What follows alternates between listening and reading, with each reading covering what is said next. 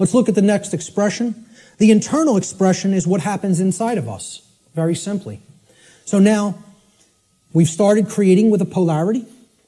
Something has happened in the world, either acceptance of truth or refusal of truth. Now something's going to take place inside of us, right? So look, this level is that knowledge level, right?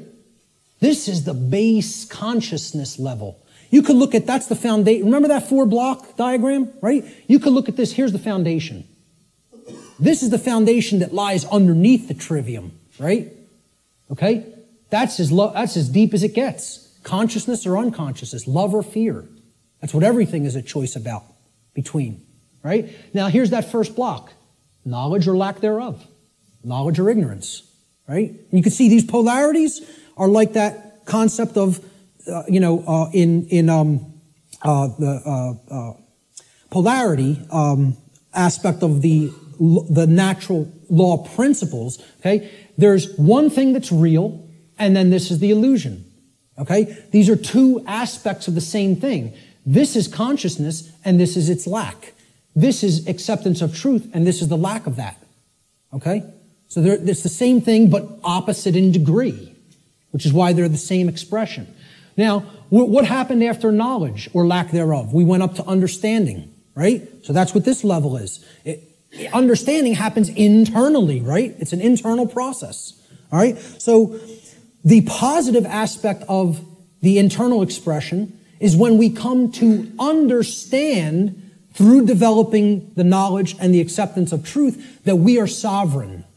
Sovereignty is the expression, the internal positive expression of natural law. Now, again, underneath these, in parentheses, I always put what I call these things, another name that I've given to these things, these concepts. I call sovereignty internal monarchy. Internal monarchy. Now, monarchy means one ruler. Mon means one, is a prefix for one, and archon in Greek means ruler or master. So, internally, we each need to master and rule ourselves. This is our kingdom that we get to rule and nowhere else. We don't get to rule over anybody else. Many people think they're the rulers of other people, but they're wrong. Each of us is a sovereign being. Sovereignty, as we're going to see, means that you're not owned by anyone else. No one else owns you if you're sovereign. Okay? So here's my expression, my visualization for sovereignty. Okay? Somebody who truly has the light. They have the light at their disposal. They're bathed in it. It's flowing within them. Okay? And light has always been associated in different mystery traditions as knowledge. It's been a symbol that has represented knowledge. This is the person who has the knowledge and has gone through the decision making and filtering processes with that knowledge to come to an internal understanding that they are a sovereign being. And I have news for everybody. Whether you know it or not, whether you are familiar with the term or not, every person here is a sovereign. And you can never not be.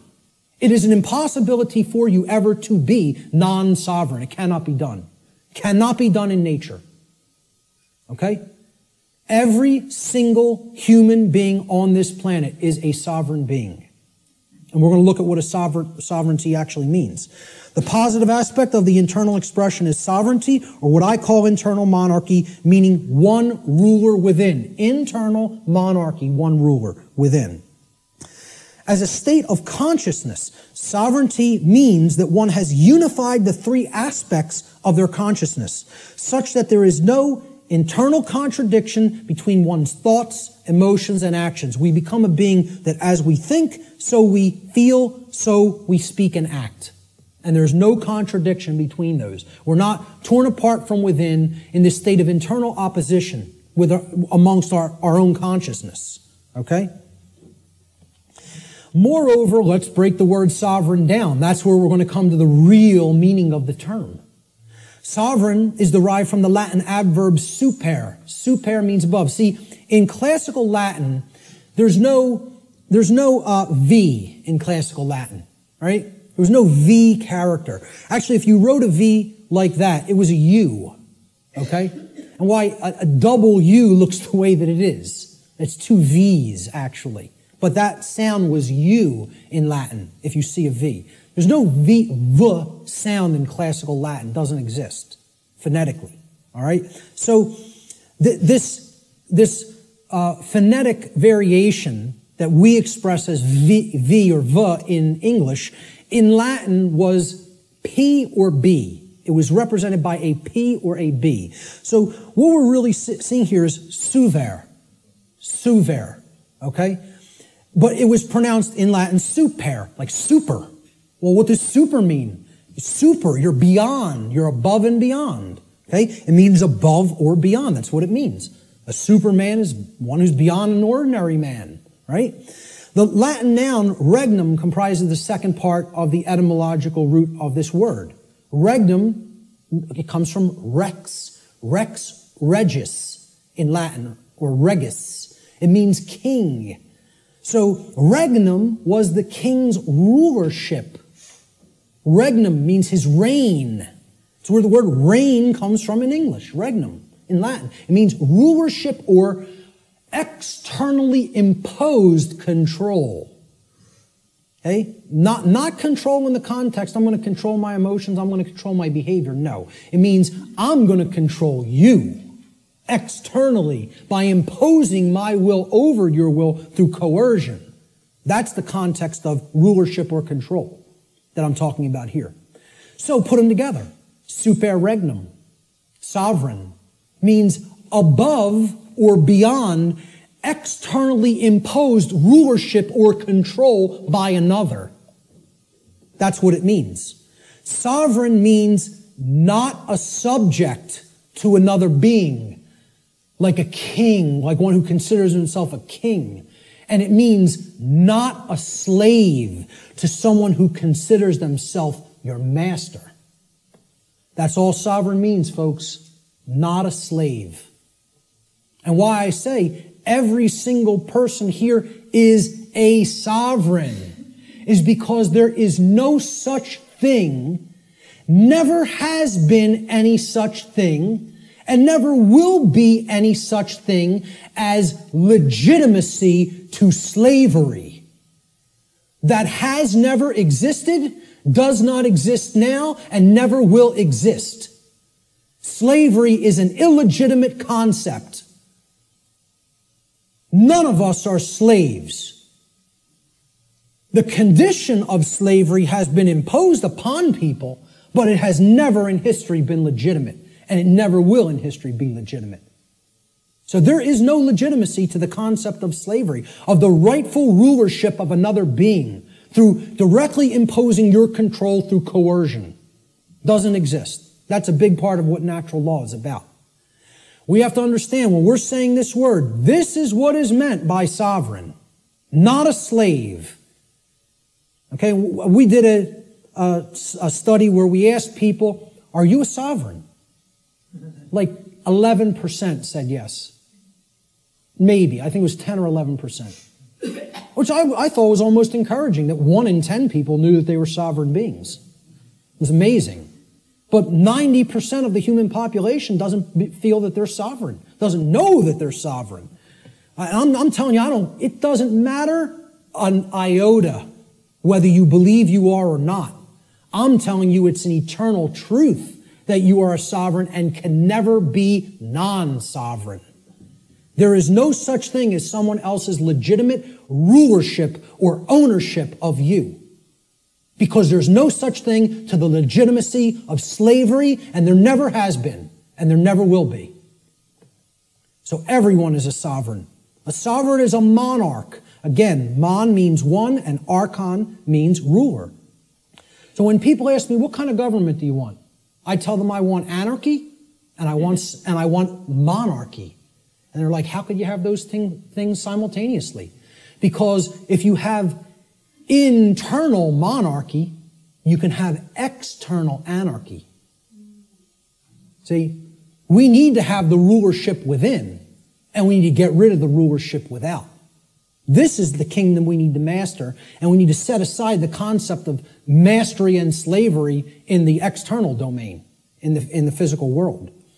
Sovereignty, a sovereign is a monarch, which means a single ruler who rules only the kingdom of self. Sovereignty is a state in which one controls one's own thoughts, emotions, and actions, and by bringing them into unity or non-contradiction or non-duality, attains mastery over one's own consciousness. Sovereignty could be considered the equivalent of true self-control, true self-mastery, true self-love, or true self-ownership. It's all of these things. And ultimately, it means not a slave. That's what has to be remembered above all else. Let's look at the negative internal expression for natural law, which is confusion. Now, confusion results when we are in ignorance. That's the emotional dynamic, the feeling that takes place within the individual. This is the lack of understanding. Confusion only happens in a lack of understanding. When we have not taken in knowledge, because we are afraid, we are in fear, okay? Ignorance results, and then confusion happens internally. So look, remember, here's the essence, that's the foundation. This is that first stage, that first building block that we called knowledge or lack thereof. Okay? This is the second building block that we called understanding or lack thereof. This is true understanding when truth has been taken in and accepted. And this is the lack of understanding. Now, in that state of lack of understanding, we're confused. So there's no rulership within.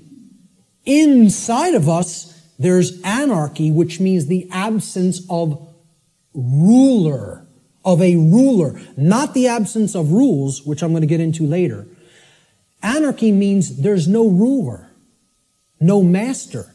So if there's no master inwardly, we have a big problem, because that means there's no self-mastery, there's no self-control, there's no self-discipline, and ultimately, there's no self-love.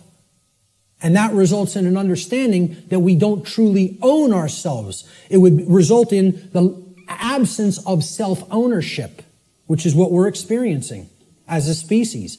That other people believe they own other people. This is what I found as a picture representing confusion. Someone who doesn't know themselves. Doesn't know themselves, completely attached to a ego identity. Their whole mind is all wrapped up. I believe I'm this businessman. I believe I'm this banker. I believe I'm this lawyer. I believe I'm this doctor. And that's my identity, and if something goes wrong with that, there goes my identity. There's who I am down the drain, you know? So this negative aspect of the internal expression of natural law is confusion, or what I call internal anarchy, meaning no ruler within. Confusion is the state of mind in which the being is ruled by fear and ignorance. Confusion could be seen as internal opposition within one's own consciousness. In other words, being torn apart from within in such a way that one's own thoughts, emotions, and actions are in perpetual contradiction with each other. A thought, emotion, and action are not in alignment. As we think is not how we truly feel and is not how we act. There's total contradiction and separation. No unity amongst those three aspects of consciousness. That's confusion.